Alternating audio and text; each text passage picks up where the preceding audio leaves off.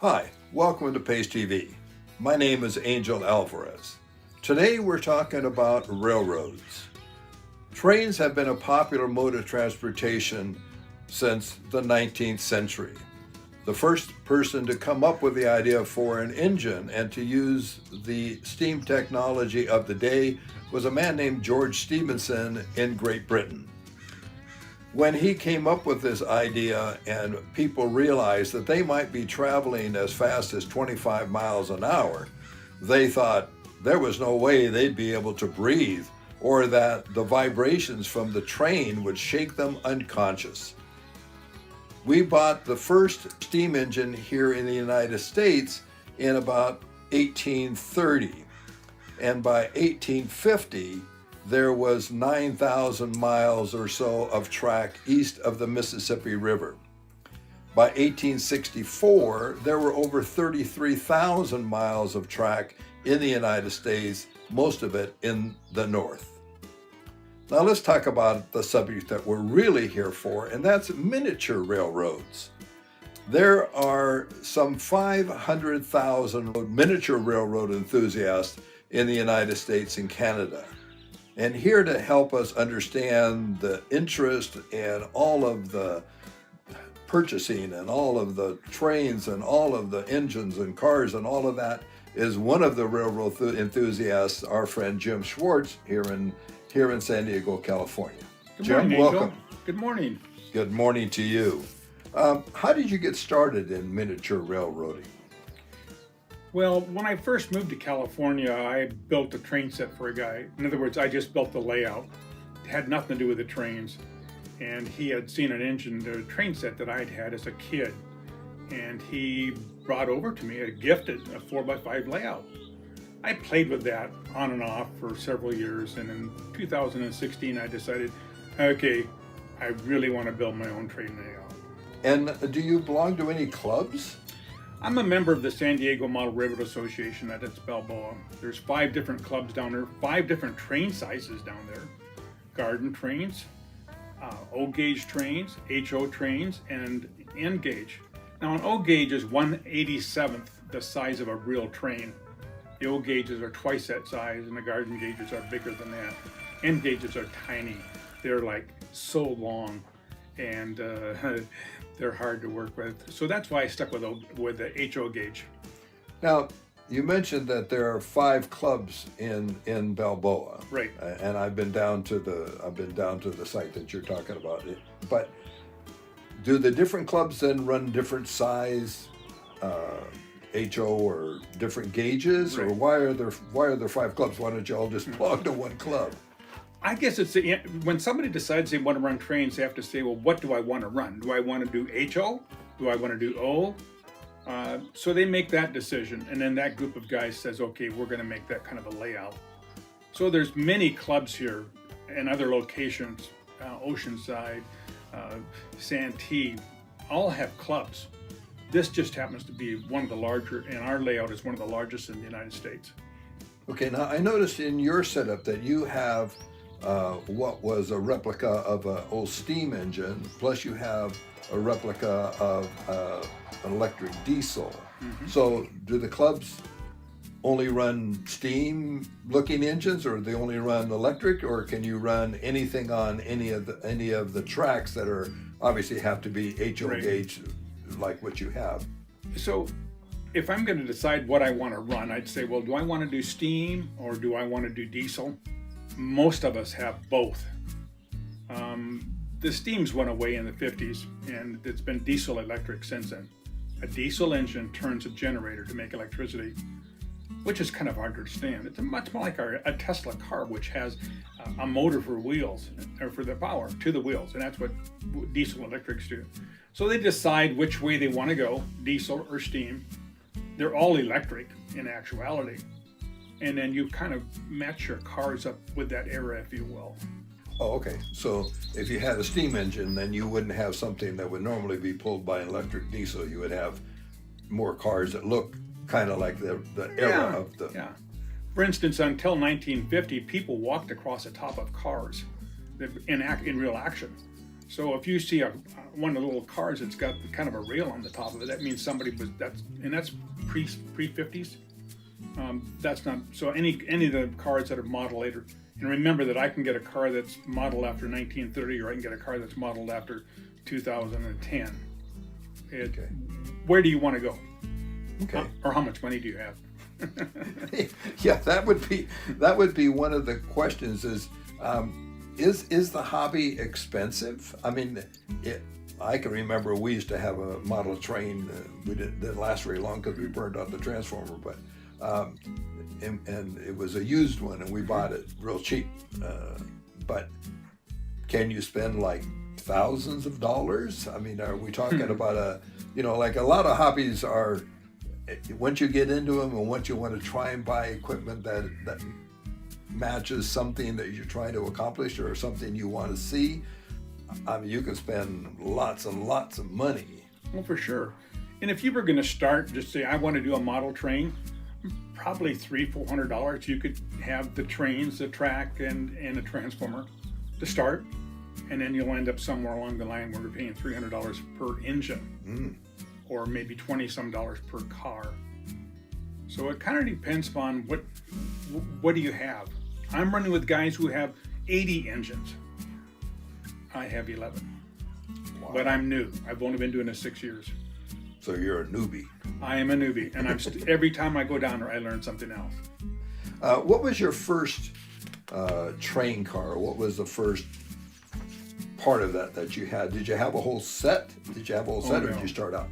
No, it was February 14th, I believe, because my birthday was the next week, and we went to a swap meet at Del Mar, and my son bought me 4 cars for my birthday. Those were the first 4 cars that I bought, and then I bought a train set in I think April of 2016, and the train set that you'll see pictures of was probably pretty much built in a little over a year. That's unusual. I had 2 things. I had time and I had money. It's always 2 good things to have, right? Yeah. Time and money.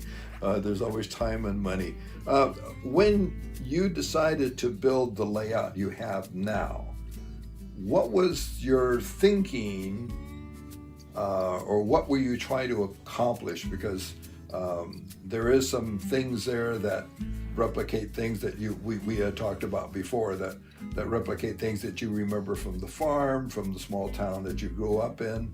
But is that what was your plan, or what was your idea for setting your layout the way it is? I really wanted to replicate on my layout what it was that I remember from Minnesota in 1954. So I chose to put my farm on one end of my board and the city of Wadena on the other. Some of the buildings are very similar, some of them are not. But so I have a small layout, but I've been able to, you'll see the Studebaker Champion that I learned to drive on. You'll see the mobile truck that brought gas to the farm. Almost everything on there has some memory of the farm, and I keep thinking about other stuff. It's brought back more memories to me. And one of my friends sent me a Corvette. There was no Corvettes in Wadena, Minnesota, but it's on my layout. Why? Because that's what he gave me. When you did the layout, or as you look at it now, and maybe you've already answered the question, because you said you think of other things. Memories come back when you look at the buildings. You think, oh yeah, there was that day that we did this, or there was that day when, oh yeah, gosh, I remember when Dad did this or Dad did that, or So so it brings back, it engenders good memories for you, and right. things that. Very much so. And interesting, I have 2 grandkids that are in the other room doing homeschooling, well, online schooling at my house today, but they've both been involved with the train set. Logan has a corner, that's where he plays. My granddaughter has done lots and lots and lots of painting, put stuff together.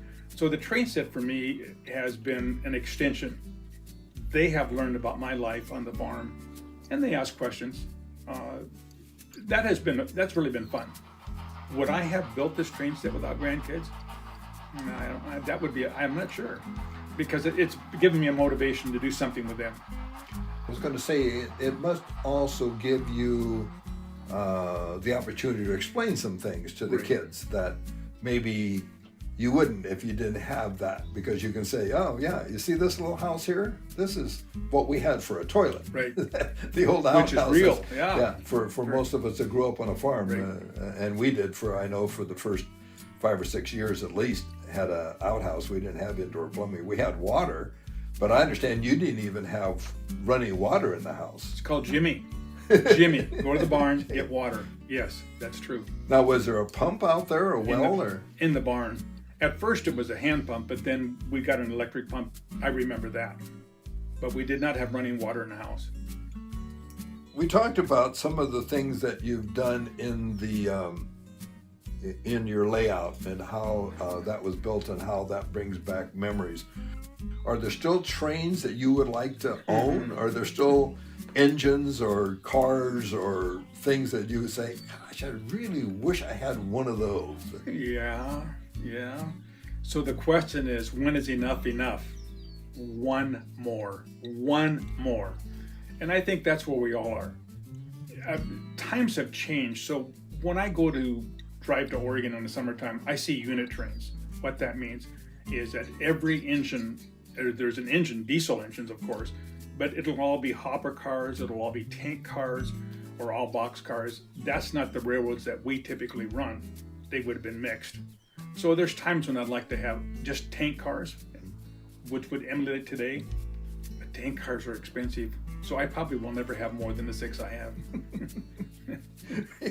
So it can get expensive. Oh, and yes, you can't find yourself spending a lot of money on what should be a hobby on something you just. And I'd say most of these guys have bought half of what they own is they bought either at a swap meet or a lot of junk stuff. I have a couple cars that I took out of the junk. They're my favorite cars. Why? Because I put them back together. They were missing parts or whatever. But I'm new to this. I'm still learning how to do that. Engines? I don't know. I mean, I have the big boy, which is a real unusual engine. It's one of the biggest steam engines ever made. We were talking earlier about the clubs and the number of different clubs, but when you want to join a club, well, maybe I should ask the question this way: how did you get to be a member of the railroad club in Balboa Park that you belong to? What did it take for you to be invited in, for you to be asked to join? I mean, did you have to? What did you have to do? Go through a secret ceremony, or That's a really good question. I think even before you ask the question, how did you get started?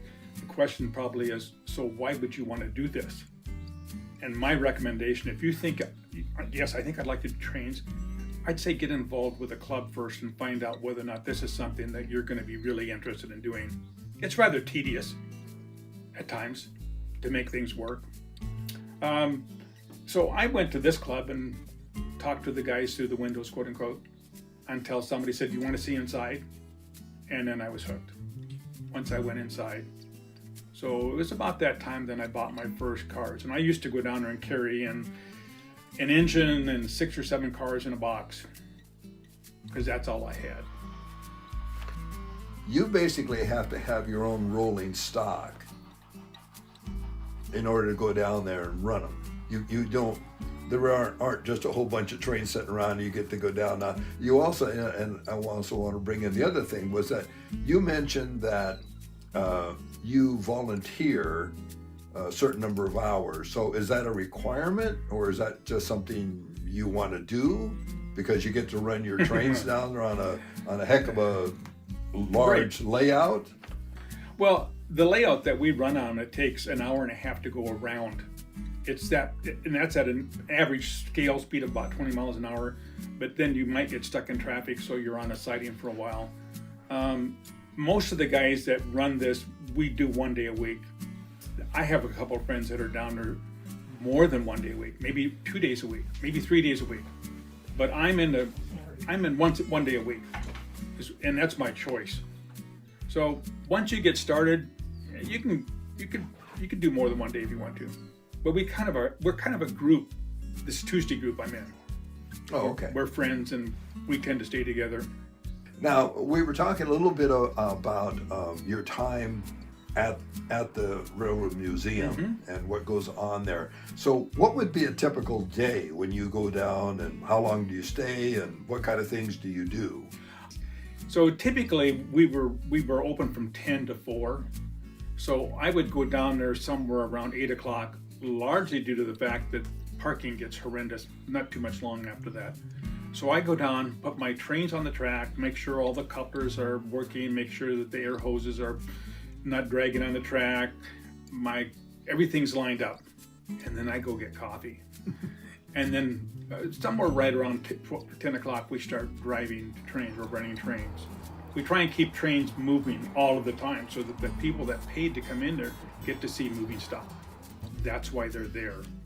I love interacting with those people. I'd rather talk to the people through there than anything else. And I love to bring people like you inside and say, do you want to see what it really looks like? See how much detail is in there. You can see some of the detail on my layout, a lot of that, because that's what I saw down there. So everything matters. The fact that my mother's out hanging clothes on the line on my layout is significant, because that's what I remember my mother doing. In order to join the club, do you then have to have your own rolling stock? Yes. Yeah, everybody brings their own, and I think largely due to the fact that you know that that's working.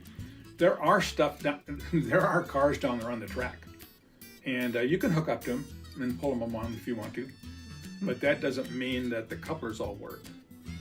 So we bring our own. You get invited in, and then pretty soon they'll say, okay, yeah, well, you're going to be back next week? Okay. And after a period of time, you are allowed to join the club. I pay $90 a year for the privilege of running my trains, which is pretty inexpensive. And the big step is getting your card so you can get in the door without having to knock on the door, or trying to get in a door there's a short way and a long way. I remember that day I got my card. It was a big deal to me, a big deal. So yes, you kind of get invited in and then you become part of that club. So the guys that I run with, we're friends, and we are still running down there because we're maintaining track. Now, talking about the guys that are down there, what's the age range down there? Do you have young guys and older guys, or is this like like anything else? A lot of times it's when you get old enough that you have the time and the money, as you said earlier. Right. A good question is, so what age group are people down there? I think it's kind of across the board, but because I'm there on Tuesdays, guess what? It's not going to be people that have jobs, typically. Once in a while, somebody will come in because they have a day off. I'm not the oldest in this group of 8 guys, but I'm not the oldest by about 6 months. Okay, so that group of guys that I'm running with are 50s and 60s and 70s, which is more typical. Okay. But I think that's been the case with a lot of it. And I'm concerned because, I don't know, can I get my grandson interested in this? I would hope so, because I have a lot of stuff. I would love to give him. But will he be interested? That's a question. Yeah, unfortunately, we do that a lot. We think, oh yeah, well, my kids are going to want this. Right. And then your kids say, Dad, really? We don't want any of that stuff. What are we going to do with that? Right.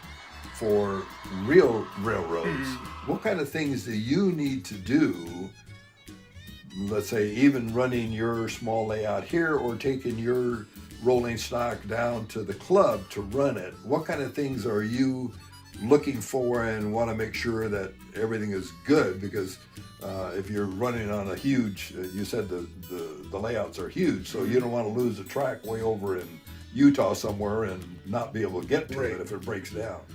There's always things that need some adjustment or something need to be cleaned. We clean the track every week before we start, and I do that at my place too. I have a little track car that I push around. It looks like a piece of felt, sort of like the material to clean the track. You got to clean the wheels on the engines every so often. There's a special device that you set on the track itself, which gives energy, and the wheels will actually spin. It's a little brass like a wire brush that cleans your wheels. We talked about couplers. Not only are they locking like this, are they the same height? Because if they're not the same height, you go around a corner and they'll disconnect. What we call them air hoses or glad hands. The air hoses, if they're too low, they'll disconnect.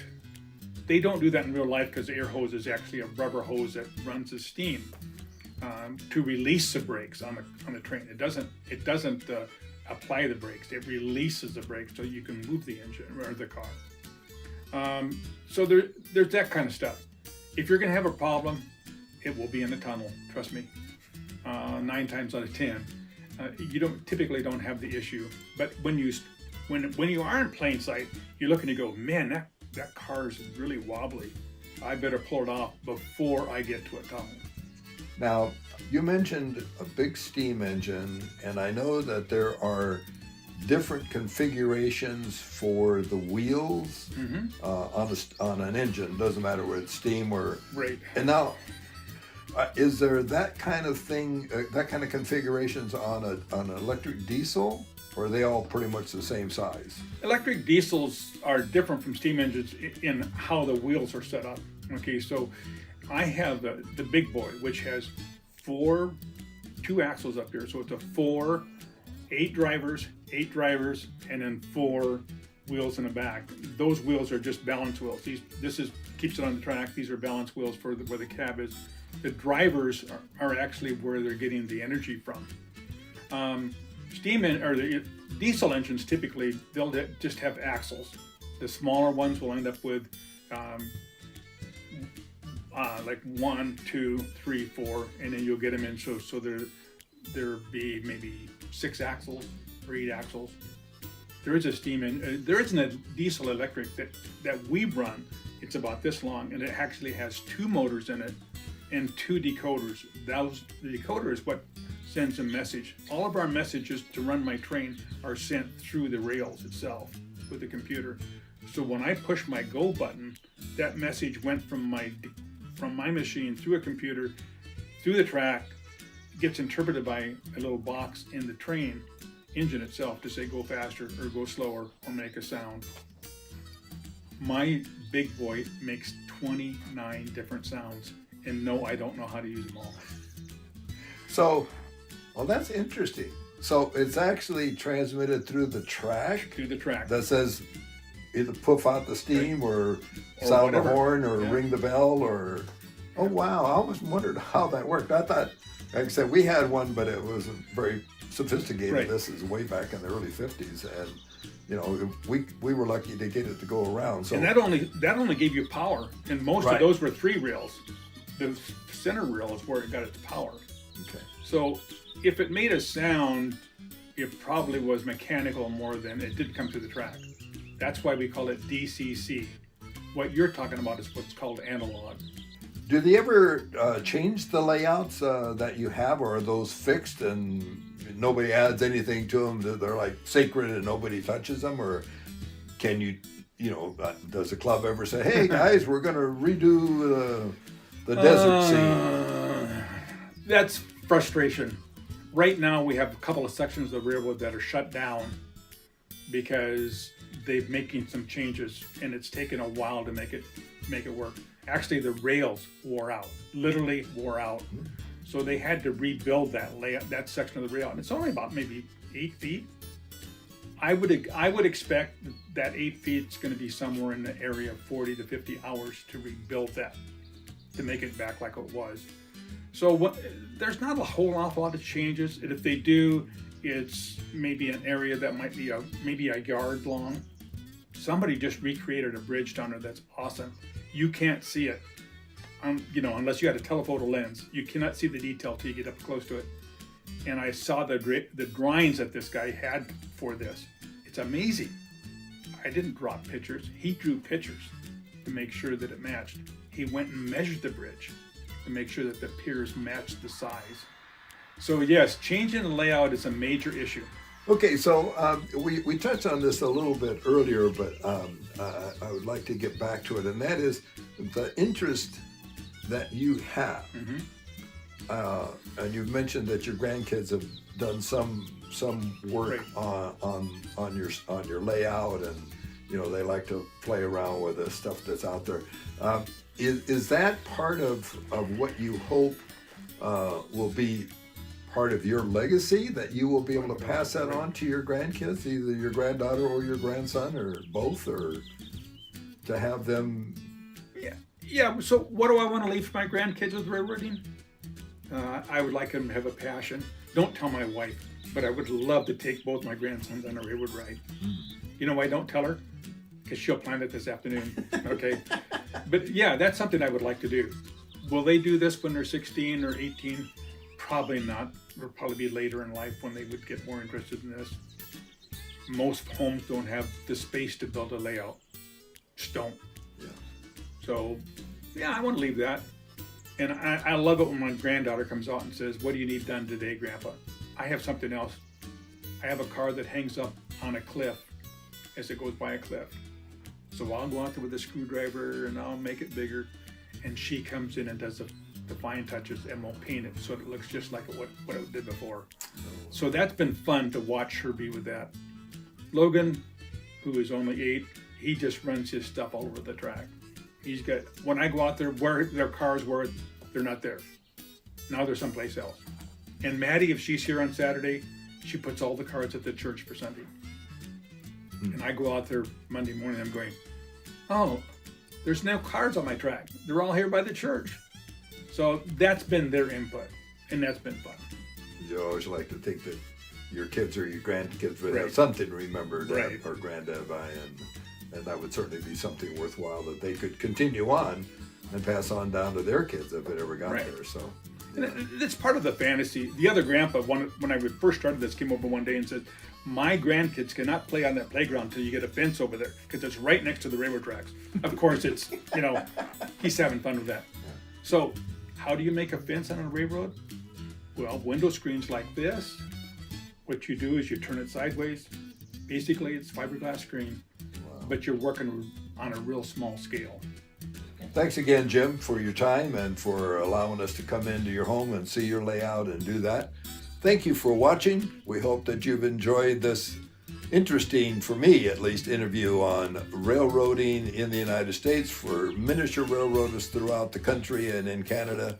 And we thank you for watching Pace TV, and we hope you'll be back again soon.